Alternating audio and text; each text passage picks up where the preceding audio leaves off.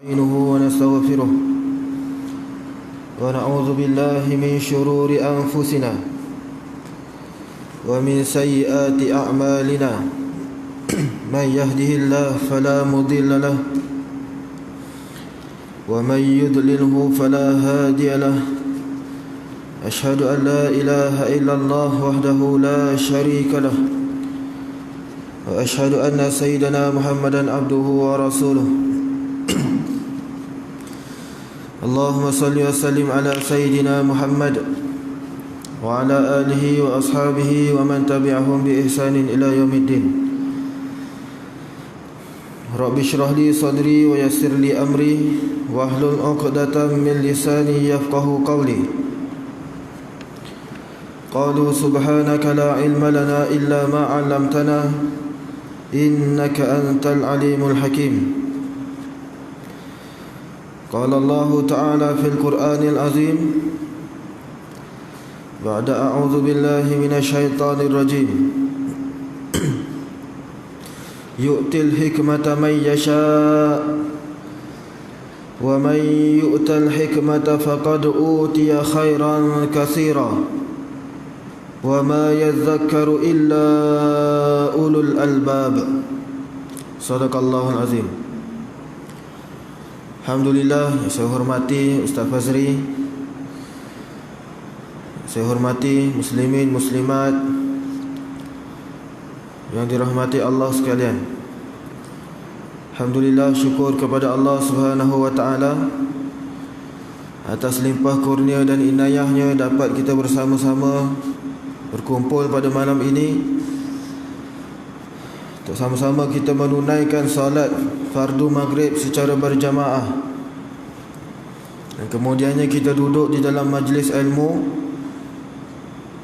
untuk kita mendengar sedikit perkongsian berkenaan dengan sirah Nabi sallallahu alaihi wasallam. Alhamdulillah, syukur kepada Allah Subhanahu wa taala. Allah kurniakan kepada kita nikmat masa lapang, nikmat kesihatan, dan kita gunakan segala nikmat yang Allah kurniakan kepada kita kepada perkara-perkara kebaikan, seperti mana yang disebutkan dalam hadis Nabi sallallahu alaihi wasallam, min husnil islamil mar'i tarkuhu ma la ya'ni. Di antara tanda kecantikan keislaman seseorang itu adalah dengan meninggalkan perkara-perkara yang tidak bermanfaat kepadanya. Kita nak tengok Islam itu berkualiti ataupun tidak, tengok pada seharian dia, apa yang dia buat. Nak nilai kualiti Islam pada diri seseorang, kita lihat pada amalan seharian dia, 24 jam apa yang dia buat. Jika 24 jam sepanjang satu hari itu dia hanya melakukan amalan-amalan yang bermanfaat sahaja, maksudnya dia seorang Islam yang berkualiti. Tapi jika 24 jam Allah kurniakan kepada dia, hanya beberapa jam sahaja dia lakukan untuk perkara-perkara yang berfaedah, dan selebihnya banyak kepada perkara-perkara yang tidak bermanfaat, dia tidak dikira sebagai seorang Islam yang berkualiti. Kualitinya kurang. Muslimin muslimat yang dirahmati Allah, kita perlu menggunakan waktu yang Allah kurniakan ini dengan perkara-perkara yang bermanfaat. Kita perlu lihat setiap hari apa yang kita lakukan. Adakah ia perkara yang bermanfaat ataupun perkara yang tidak bermanfaat? Waktu yang kita gunakan itu adalah, adakah waktu yang berkat ataupun tidak? Adakah waktu itu berkat di sisi Allah ataupun tidak? Tuan-tuan yang dirahmati Allah, berkat waktu ni maksud dia apa? Berkat pada waktu ini ialah pertambahan kebaikan. Bila kita buat sesuatu perkara itu, kita akan mendapat kebaikan yang banyak. Itu berkat namanya. Nabi SAW dia banyak mendoakan keberkatan kepada sahabat-sahabatnya. Antaranya salah seorang sahabat Nabi bernama Abu Qatadah. Nabi mendoakan, "Ya Allah, ya Tuhanku, Kau berkatilah rambut dan muka kulit Abu Qatadah ni. Ya Allah, Kau berkatilah rambut dan kulit dia." Tuan-tuan, dalam kitab-kitab sirah yang terlalu banyak menceritakan tentang Abi Qatadah ni berumur 70 tahun ketika dia meninggal. Abi Qatadah meninggal umur dia 70 tahun. Sewaktu dia meninggal, bila dilihat pada rambutnya, satu helai uban pun tak ada. Disebabkan apa? Ke atas doa Nabi tadi mendoakan keberkatan pada rambutnya. Bila dia meninggal pada umurnya 70 tahun, kulitnya tu seolah-olah seperti 17 tahun. Disebabkan apa? Disebabkan keberkatan Nabi mendoakan dia tadi. Itu maksudnya berkat, kebaikan yang banyak.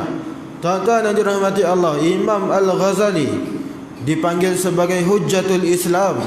Umurnya 55 tahun je, tak banyak. Umurnya 55 tahun. Tapi dalam masa 55 tahun itu, dia menggunakan masa yang dikurniakan kepadanya dengan perkara-perkara yang bermanfaat.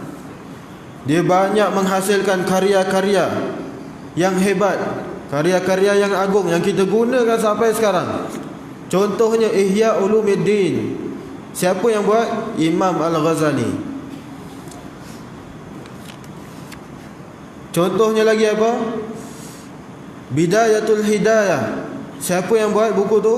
Imam Al-Ghazali. 55 tahun saja keberkatan pada waktu dia dapat, buku tersebut sampai sekarang digunakan sebagai rujukan. Imam An-Nawawi rahimahullahu ta'ala, umurnya 45 tahun sahaja, tapi disebabkan dia mendapat keberkatan pada waktunya, dia gunakan waktu itu dengan perkara-perkara yang bermanfaat. Berapa banyak hasil karya yang digunakan sampai sekarang. Riyadhus Salihin, Kitab Al-Azkar, Minhajut Talibin, Al-Arba'in An-Nawawiyah, semua itu daripada Imam An-Nawawi. Umurnya 45 je, muda lagi dah meninggal, tapi banyak karya yang dia gunakan, dihasilkan, kita guna sampai sekarang. Sebab apa? Waktunya bermanfaat, keberkatan pada waktu. Muslimin muslimat yang dirahmati Allah, oleh itu sama-sama kita menggunakan nikmat waktu yang Allah kurniakan kepada kita pada perkara-perkara yang bermanfaat. Alhamdulillah. Muslimin muslimat yang dirahmati Allah, kita sambung perkongsian saya pada kitab Fiqhus Sirah daripada Syekh Muhammad Said Ramadan Al-Buti, yang mana pada minggu yang lalu saya telah kongsikan satu bab berkenaan perniagaan Nabi SAW dengan harta Khadijah. Pada bab tersebut dinyatakan Khadijah ni seorang bangsawan, orang yang kaya, banyak hartanya. Satu hari dia terdengar berkenaan dengan Nabi Muhammad SAW. Dia tahu Muhammad ni seorang yang amanah, seorang yang jujur, seorang yang pekerti mulia. Jadi Khadijah ni, dia ingin mengambil Muhammad sebagai pekerjanya. Dia minta pada Muhammad suruh tolong jualkan barang-barang dagangannya. Maka Muhammad disuruh untuk menjual barang-barang Khadijah. Dan dipendekkan cerita, barang-barang Khadijah habis dijual. Bukan sekadar habis, untung berlipat-lipat kali ganda. Kerana apa? Kerana kemuliaan pada Nabi, kerana budi pekertinya yang terlalu baik. Muhammad sallallahu alaihi wasallam, orang tertarik hati pada Rasulullah, jadi orang ramai beli pada Nabi sallallahu alaihi wasallam. Sebab tu laku habis, untung lipat kali ganda. Maka Khadijah pun tertarik hati pada Nabi sallallahu alaihi wasallam. Dihantar seorang wakil. Dia kata, Khadijah kata apa? Aku nak menjadikan Muhammad sebagai suami aku. Perempuan cari lelaki. Yang itu zaman sekarang orang tak buat. Khadijah binti Muhammad buat. Khadijah kahwin dengan Muhammad, Khadijah buat. Dia sendiri yang menawarkan dirinya untuk menjadi isteri kepada Rasulullah, Khadijah. Dan pada waktu itu ramai orang masuk minang dia. Dia ni wanita yang paling cantik, paling hebat. Tapi semuanya ditolak. Dia sendiri pilih Muhammad untuk jadi suaminya. Maka Rasulullah masuk minang dia dan mereka pun berkahwin. Dalam kitab fiqh sirah ni mengatakan bahawasanya mereka berkahwin ketika mana Rasulullah berumur 25 tahun dan Khadijah berumur 40 tahun. Dan kemudian mereka dikurniakan anak seramai 6 orang daripada Khadijah, 3 lelaki dan 3 perempuan. Daripada 6 orang itu 5 orang meninggal. Nabi ada 7 orang anak, 6 orang daripada Khadijah, seorang daripada perempuan bernama Mar'iyah, isterinya yang lain, seorang je. 6 orang daripada Khadijah, 5 orang meninggal sewaktu Nabi hidup. Ujian yang Nabi dapat. Seorang sahaja yang hidup sehingga Nabi wafat, iaitu Fatimah. 5 lagi semuanya meninggal ketika mana Rasulullah masih hidup. Di depan mata Rasulullah sendiri Nabi lihat meninggal. 3 orang anak lelakinya, 3 mati ketika umurnya kecil.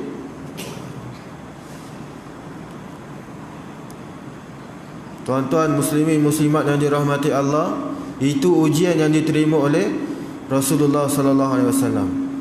Itu tajuk yang minggu lepas. Jadi tajuk minggu ini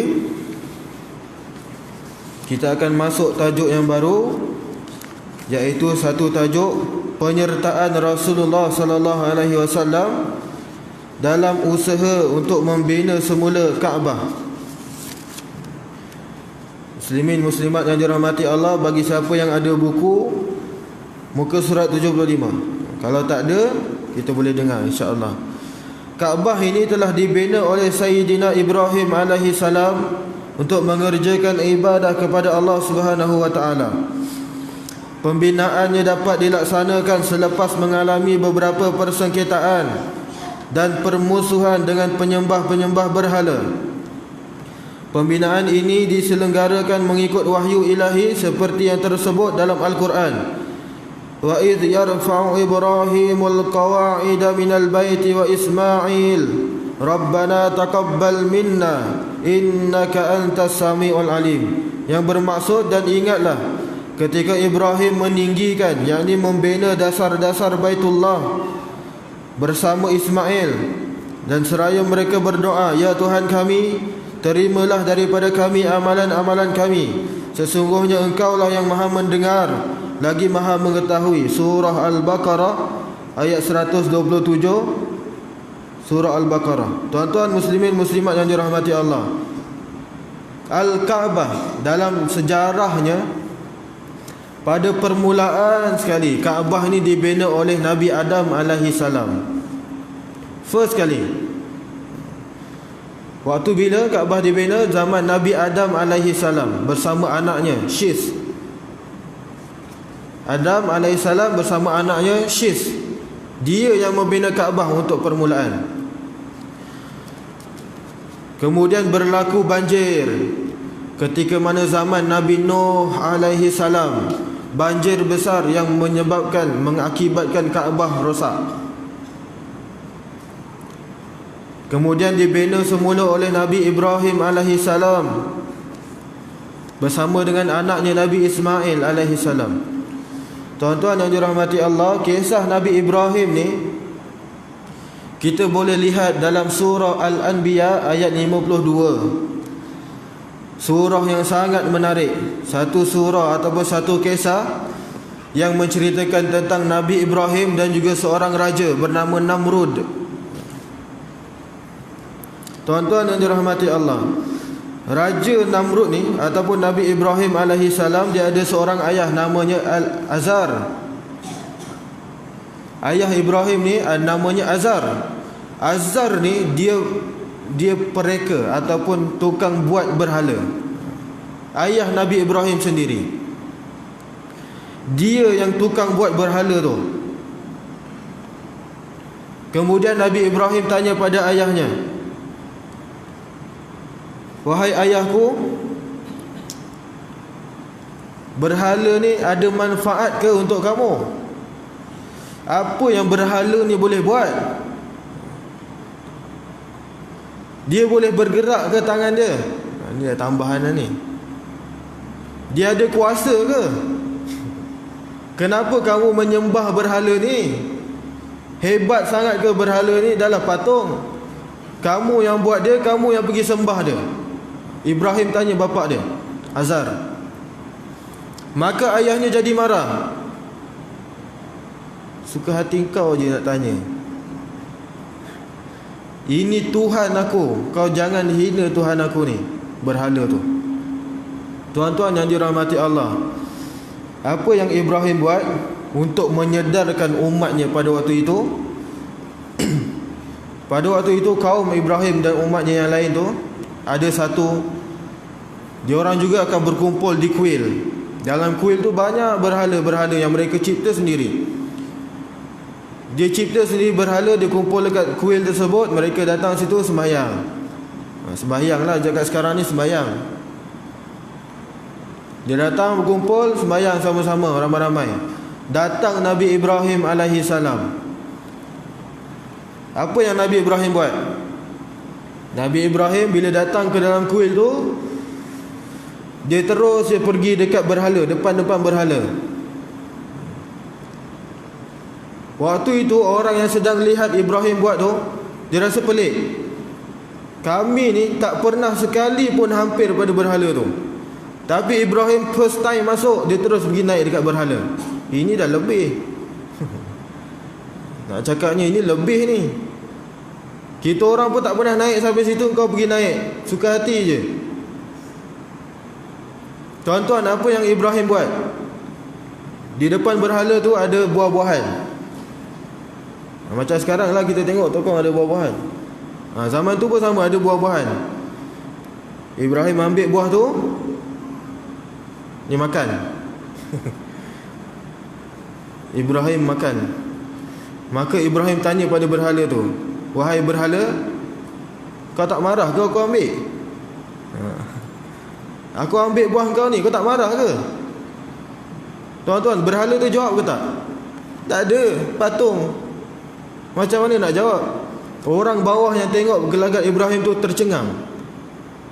Biar betul dia buat macam ni. Dia pergi ambil apple tu, dimakan. Dia tanya berhala, berhala, marah tak aku ambil? Berhala tak jawab apa, patung.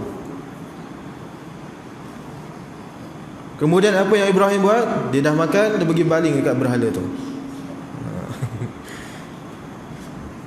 Dia tanya lagi, berhala, kau tak marah ke?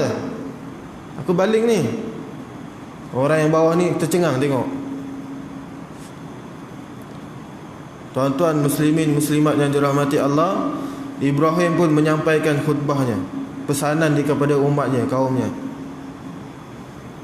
Wahai sahabat-sahabatku, lihatlah apa yang aku buat tadi. Berhala tu langsung tak bergerak.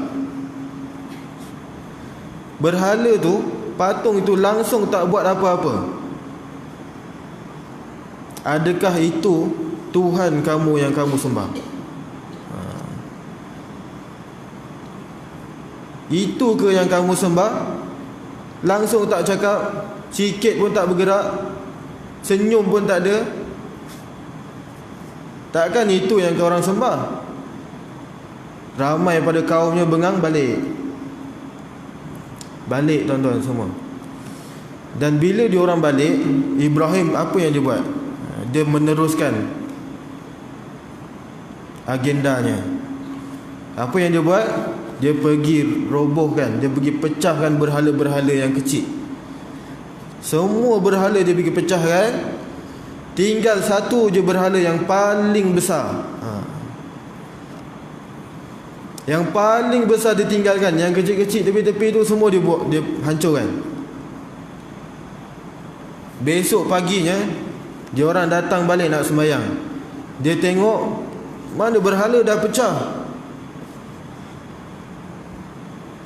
Mana berhala ni semua dah pecah. Yang kita buat semua dah pecah.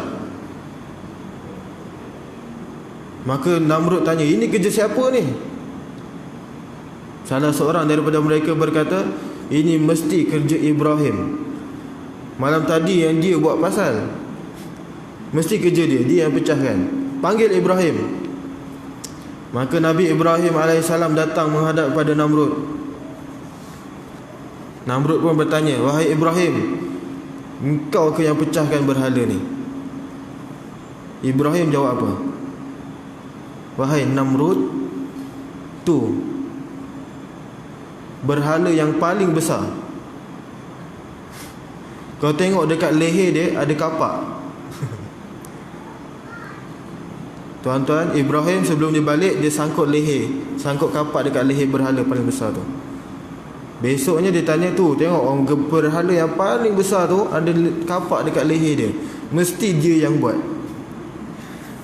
Mesti dia yang pecahkan berhala yang lain. Apa Namrud jawab? Weh Ibrahim, berhala tu mana boleh bergerak? Kau bagi jawapan betul lah sikit. Tu bahasa sekarang lah. Dia mana boleh bergerak? Takkan dia yang pergi pecahkan berhala-berhala tu? Mustahil. Ibrahim counter balik, habis yang itu yang kau sembah? Macam tu jawapan dia. Dah tahu dia tak boleh bergerak, dah tahu dia tak boleh buat apa, tapi kenapa kamu pergi sembah dia? Cantik jawapannya. Terkena 1-0. Namrud kurang ajar betul budak ni. Tuan-tuan yang dirahmati Allah, apa yang dia buat Namrud waktu itu? Dia kata apa?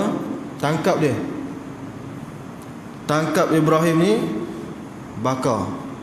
Jangan seksa dia bunuh, itu biasa. Cocok-cocok dia tu biasa, pancung biasa, sebat rotan biasa. Kali ni kita bakar dia. Siapa suruh dia rosakkan berhala kita, kita bakar dia semua. Bakar Ibrahim ni. Maka dipendekkan cerita, Ibrahim dibakar. Tuan-tuan yang dirahmati Allah, apa yang berlaku pada Ibrahim? Tengok surah Al-Anbiya ayat 69. Allah sebut, Qulna ya narukuni bardaw wa salaman ala Ibrahim. Apa yang jadi pada Ibrahim? Ibrahim dicampak dalam api, tapi api itu jadi sejuk. Api jadi sejuk. Ibrahim sikit pun tak terbakar. Ibrahim keluar daripada api itu dengan menggigil, sejuk. Patutnya panas, tapi dia sejuk. Allah yang jadikan api itu sejuk. Itu mukjizat Ibrahim alaihissalam. Itu cerita Nabi Ibrahim dengan Namrud. Tuan-tuan yang dirahmati Allah, selepas itu sejarah untuk pembinaan Kaabah ni, sebelum dibinanya Kaabah, kalau ikut sejarahnya Nabi Ibrahim alaihissalam, dia ada 2 orang isteri. Satu namanya Sarah, 2 namanya Hajar. Sarah, Hajar. Nabi Ibrahim kahwin dengan Sarah, tak dapat anak. Kemudian Nabi Ibrahim kahwin dengan Hajar, dapat anak, namanya Ismail. Sarah pun dikurniakan anak selepas itu, namanya Ishak. Dua-dua Nabi anaknya, Ishak, Ismail. Ishak daripada ibunya Sarah, Ismail daripada ibunya Hajar. Kisahnya dalam surah Ibrahim ayat 37 hingga 41. Allah ceritakan kisah Nabi Ibrahim dan juga Siti Hajar, yang mana Ibrahim ini diperintahkan oleh Allah supaya meninggalkan Hajar di Mekah pada waktu itu. Waktu itu Hajar dan Ismail duduk di Mekah. Mekah dalam keadaan tandus, tak ada buah-buahan, tak ada minuman, tak ada air sikit pun, kering kontang. Hajar tanya pada Ibrahim, "Wahai Ibrahim, engkau nak tinggalkan kami berdua dekat sini ke? Dalam sini tak ada makanan, tak ada minuman, tak ada tanaman, tak ada." Ibrahim tak jawab. Maka Hajar tanya pada Ibrahim, "Wahai Ibrahim, adakah ini perintah daripada Allah?" Maka Ibrahim jawab, "Ya, ini perintah Allah." Apa jawapan Siti Hajar? Hajar jawab, "Kalau ini perintah daripada Allah, nescaya Allah akan menjaga kami dua orang. Tak payah risau, kau pergi balik." Ibrahim pun pergi balik, tinggalkan Hajar dan Ismail dua orang ketika itu di Makkah tanpa tanam-tanaman, tak ada air, tandus. Waktu Ibrahim balik tu, Ibrahim berdoa. Doanya apa? Dalam surah Ibrahim ayat 37 sampai 41. Itu doa Ibrahim ketika dia pulang selepas dihantar Hajar dan Ismail. Doanya panjang. Antaranya, "Rabbana inni askantu min zurriyyati biwadin ghairi dhi zar'in inda baitikal muharram. Rabbana liyuqimus shalah faj'al af'idatan minan nas tahwi ilaihim warzuqhum minas samarati la'allahum yashkurun." Itu doa dia. "Ya Allah, ya Tuhanku, aku dah tinggalkan anak dan isteriku dekat padang yang tandus, kering kontang, tak ada makanan, tak ada minuman." Dia doa apa lagi? Nabi Ibrahim sebut, "Rabbana liyuqimus shalah." Ya Allah, ya Tuhanku, mereka ditempatkan di situ supaya mereka mendirikan solat. Dekat mana? Makkah.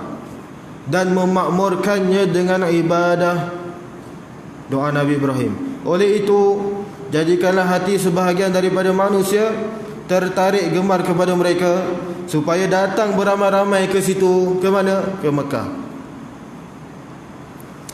Dan kurniakanlah rezeki kepada mereka dari berbagai jenis buah-buahan dan hasil tanaman. Semoga mereka bersyukur. Doa Nabi Ibrahim ketika mana dia balik. Dan ada lagi satu doa yang Nabi Ibrahim baca, "Rabbi ja'alni muqimas salah wa min zurriyyati Rabbana wa taqabbal du'a." Doa ni yang boleh kita amalkan. Apa maksud dia? "Wahai Tuhanku, jadikanlah aku orang yang mendirikan solat, dan juga zuriatku. Jadikanlah aku dan zuriatku orang yang mendirikan solat. Wahai Tuhan kami, perkenankanlah doa permohonanku." Surah Ibrahim ayat 40. Doa itu, "Rabbi ja'alni muqimas salah wa min zurriyyati." Jadikanlah aku dan zuriatku orang yang mendirikan solat. Doa yang sangat cantik diajar oleh Ibrahim alaihissalam. Amalkan doa ni setiap hari. Muslimin muslimat yang dirahmati Allah. Kemudian disambung ceritanya, Ismail dalam keadaan kelaparan. Hajar pun berlari-lari daripada Safa ke Marwah. Dia pergi Safa, dia nampak macam ada air, dia pergi Safa. Lepas tu dia tengok Marwah, macam ada air, dia pergi Marwah, lari. Dia pergi Safa balik, macam ada air, dia pergi sana balik. Ulang alik 7 kali. Rupa-rupanya bukan air, hanya Fata Morgana. Fata Morgana tu apa? Macam air tapi bukan.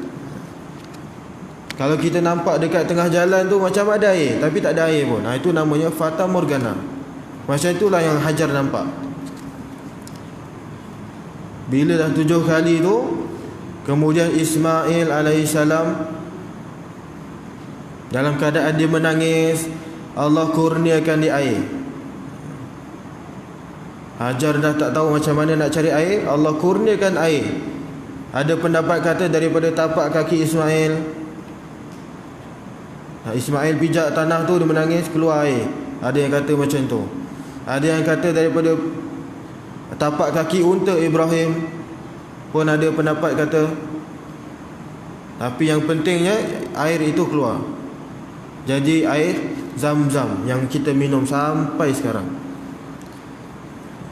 Muslimin muslimat yang dirahmati Allah, itu kisah Ibrahim dan juga Siti Hajar. Okey, kita masuk pada pembinaan Kaabah ni. Ketika mana zaman Nabi Ibrahim. Setelah beberapa ketika berlalu, Kaabah yang dibina oleh Sayyidina Ibrahim dan anaknya tadi pun mula retak-retak dan pecah. Waktu zaman Nabi Ibrahim buat tu, Nabi Ibrahim diperintahkan supaya membina Kaabah. Jadi Ibrahim kata pada anaknya, wahai anakku Ismail, ayah dah diperintahkan oleh Allah supaya membina Kaabah.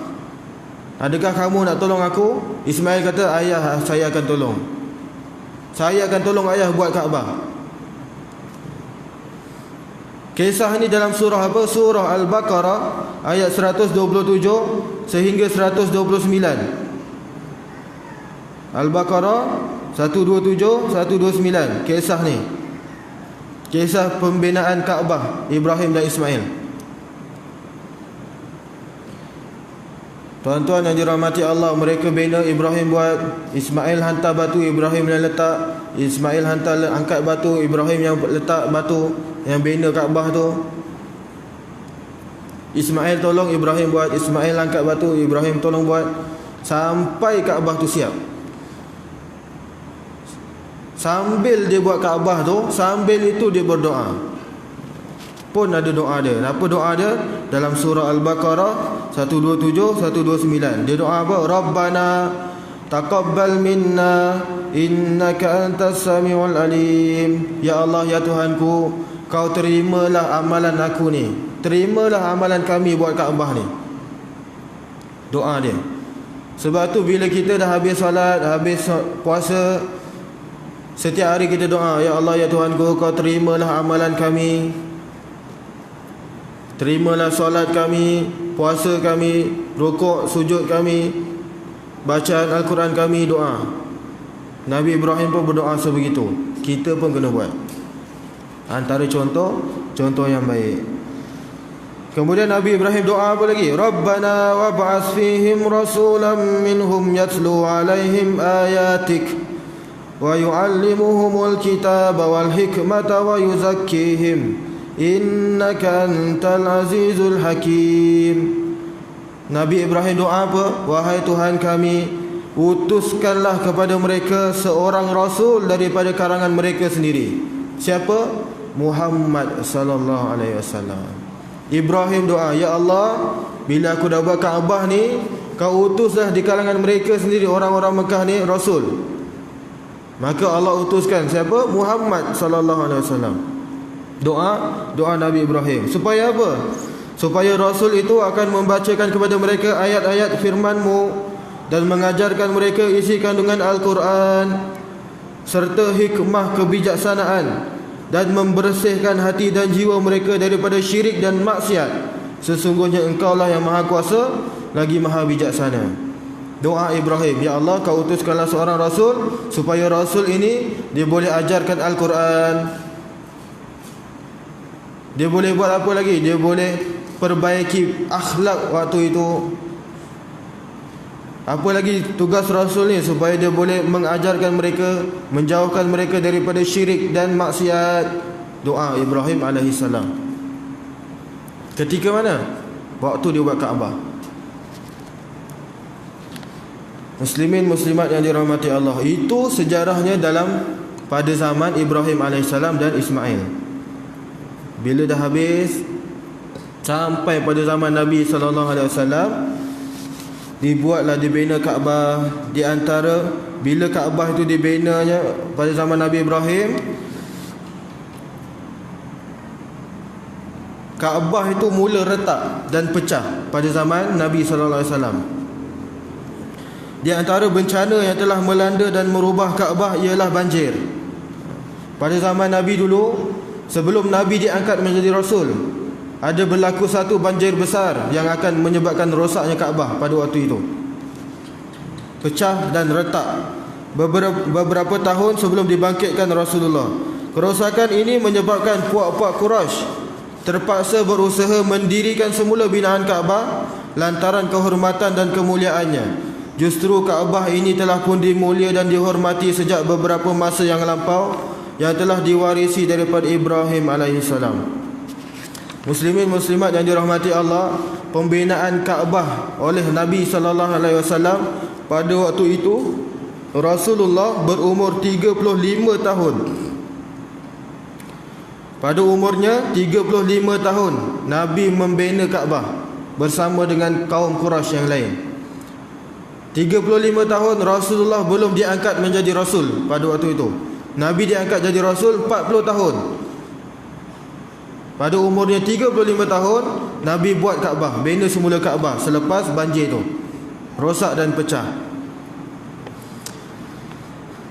Orang-orang Quraisy dan mereka ni ingin membina semula Kaabah kerana kehormatan dan kemuliaannya. Mereka ni hormat Kaabah ni. Sebab apa? Sebab satu peristiwa dulu, peristiwa Abrahah tu. Peristiwa Abrahah. Abdul Muttalib atuk kepada Rasulullah, dia kata ini rumah Allah, Allah akan jaga sendiri. Jadi mereka hormat rumah Allah ni, Kaabah. Bila dia nak betulkan tu, tuan-tuan, orang-orang Quraisy dia takut nak pecahkan. Dia nak buat Kaabah baru, tapi mereka takut nak pecahkan, kaum Quraisy ni. Sebab apa? Sebab takut nanti ada burung ababil hantar batu daripada neraka, macam sebelum ni. Jadi mereka seorang pun tak berani nak pecahkan. Datang seorang lelaki bernama Al-Walid bin Mughirah. Al-Walid bin Mughirah adalah bapa kepada Khalid Al-Walid, panglima perang Islam. Khalid Al-Walid, nama bapanya Al-Walid bin Mughirah.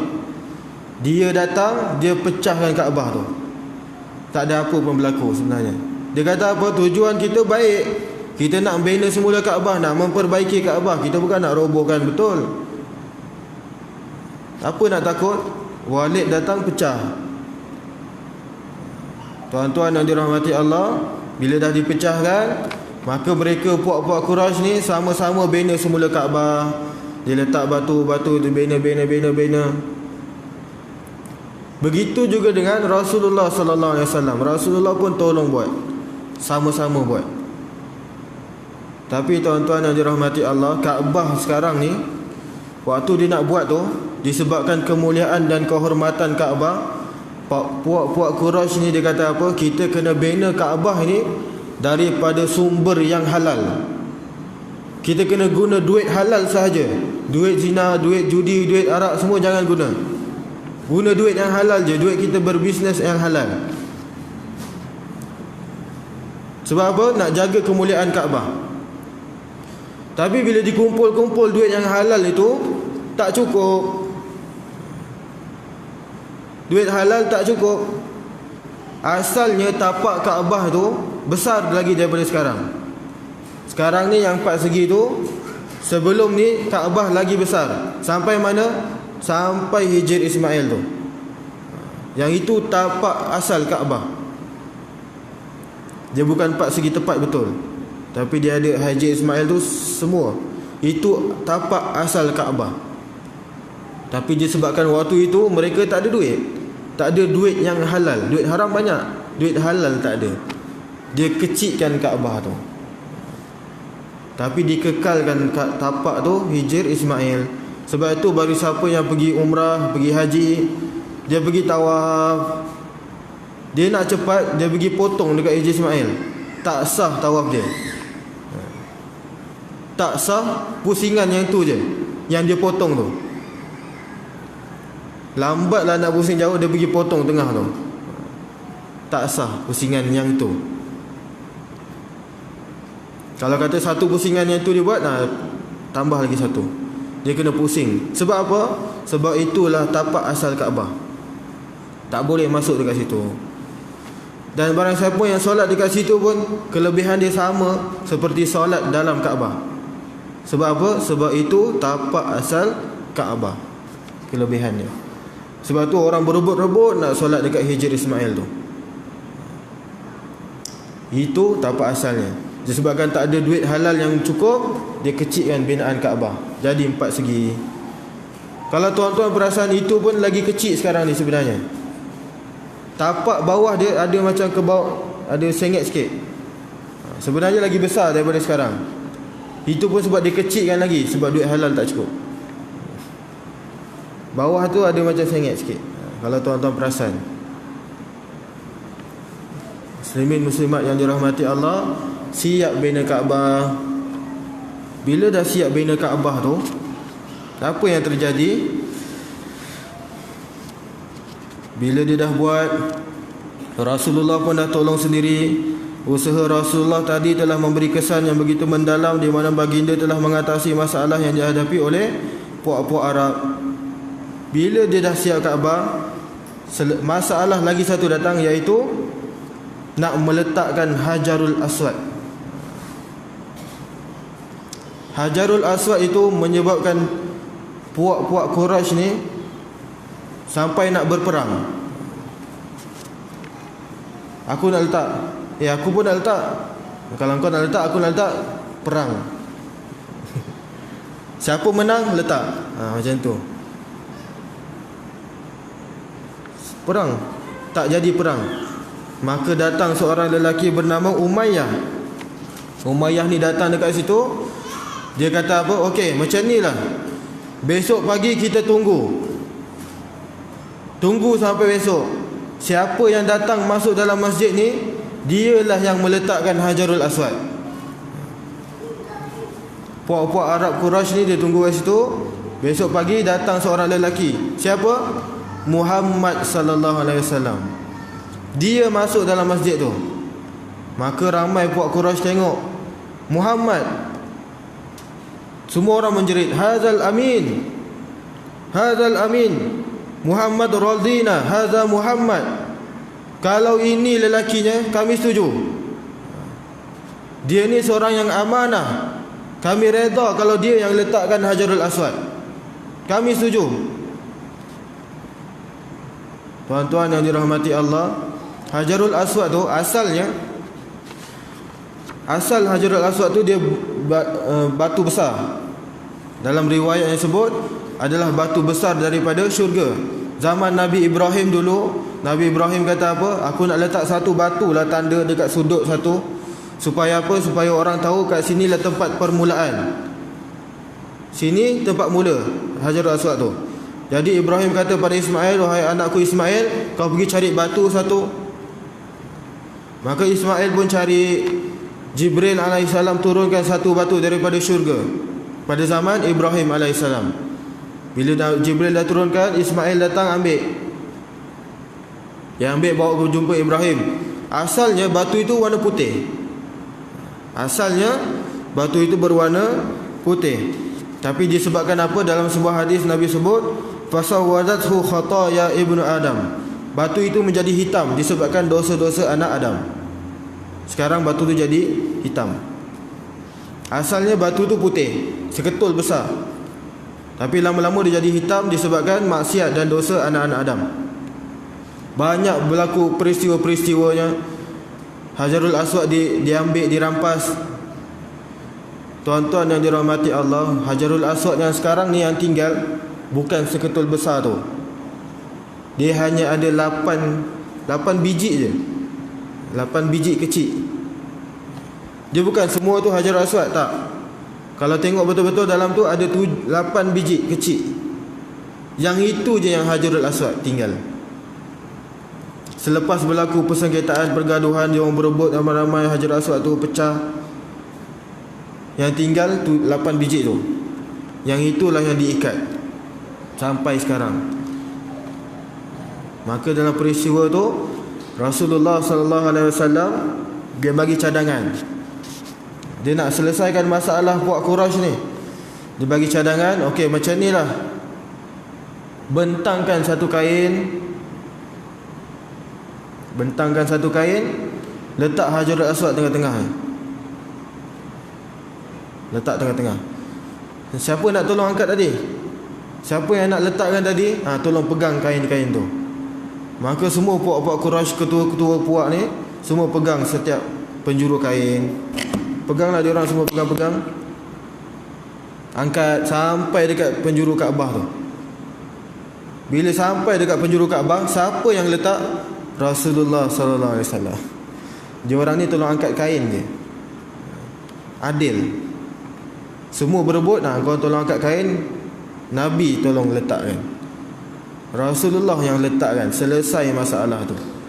Sampai sekarang Hajarul Aswad. Muslimin muslimat yang dirahmati Allah, itulah sejarah pembinaan Kaabah. Asalnya daripada Nabi Adam alaihissalam, kemudian dirosak, roboh. Sebab apa? Sebab ataupun banjir yang berlaku zaman Nabi Nuh alaihissalam. Dibina semula oleh Nabi Ibrahim alaihissalam. Rosak sampai Nabi Muhammad sallallahu alaihi wasallam, Nabi bina balik. Sampai sekarang kekal. Tuan-tuan yang dirahmati Allah, itulah sejarahnya pembinaan Kaabah. Jadi itu bab yang kali ini, bab untuk hari ini, penyertaan Rasulullah sallallahu alaihi wasallam dalam usaha membina semula Kaabah. Jadi apa pengajaran yang kita dapat kat situ? Pengajarannya sikit lagi, antaranya ialah keagungan dan kemuliaan Kaabah itu sejak zaman berzaman. Daripada zaman Nabi Adam, Nabi Ibrahim alaihissalam, Kaabah itu adalah satu yang mulia. Walaupun Kaabah itu agung dan mulia di sisi Allah, tapi ini tidak bererti bahawa Kaabah ini boleh memberi sesuatu kesan dan pengaruh terhadap mereka yang melakukan tawaf di sekelilingnya. Kerana Kaabah itu hanyalah batu yang tidak boleh memberi sebarang manfaat. Sebab apa? Ada orang-orang yang bukan Islam tanya, you marah saya sembah berhala, tapi you orang Islam bagi sembah Kaabah, apa cerita? Macam itulah soalan dia. Kita orang sembah berhala, you tak bagi, tapi you sendiri sembah Kaabah. Kenapa? Tuan-tuan muslimin muslimat yang dirahmati Allah, kita bukan sembah Kaabah. Jawapannya, kita bukan sembah Kaabah. Kaabah itu hanya arah kiblat. Mereka salah faham. Dia nampak kita tunduk, kita sujud, rukuk pada Kaabah, bukan sembah dia. Itu hanya arah kiblat. Tujuan dia apa? Untuk menyatukan umat Islam. Tu Kaabah, perpaduan umat Islam, simbol semua umat Islam bersatu, satu kiblat. Mana ada orang Islam sembahyang arah lain? Nak satukan balik umat Islam, kita tengok pada kiblat. Gaduh sangat, satu kiblat kita apa? Kaabah. Sama kiblat, nak gaduh buat apa? Senang. Itulah simbol perpaduan umat Islam, arah kiblat. Jadi muslimin muslimat yang dirahmati Allah, insya-Allah minggu yang hadapan kita sambung satu bab, iaitu berkhulwah di Gua Hira. Nabi berkhulwah di Gua Hira, ataupun dia berseorangan di Gua Hira. Apa yang dia buat? Waktu itu Nabi diangkat menjadi Rasul. Selepas itu, tak lama kemudian, umur Nabi dah 35 waktu bina Kaabah. Lagi 5 tahun dia akan diangkat menjadi Rasul. Di ketika mana? Ketika di Gua Hira. InsyaAllah minggu akan datang kita akan kongsikan. Muslimin muslimat yang dirahmati Allah, sekadar itu sahaja perkongsian saya untuk hari ini. Segala yang baik datang daripada Allah, segala kekurangan kelemahan datang daripada saya sendiri. Aku qauli hadza wa astaghfirullahal azim li wa lakum, wa billahi taufiq wal hidayah. Assalamualaikum warahmatullahi wabarakatuh. A'udzu billahi minasyaitonir rajim. Bismillahirrahmanirrahim. Alhamdulillahirabbil alamin, wassalatu wassalamu ala asyrafil anbiya'i wal mursalin wa ala alihi wa sahbihi ajma'in. Allahumma rzuqna mutaba'atin nabiy sallallahu alaihi wasallam, awalan wa akhiran wa zahiran wa batinan wa qawlan wa fi'lan wa ibadatan wa amalan salihan. Rabbana atina fid dunya hasanah wa fil akhirati hasanah wa qina azaban nar. wa sallallahu ala sayyidina Muhammad wa ala alihi wa sahbihi wa baraka wa sallam walhamdulillahi rabbil alamin. Taqabbalallahu minkum.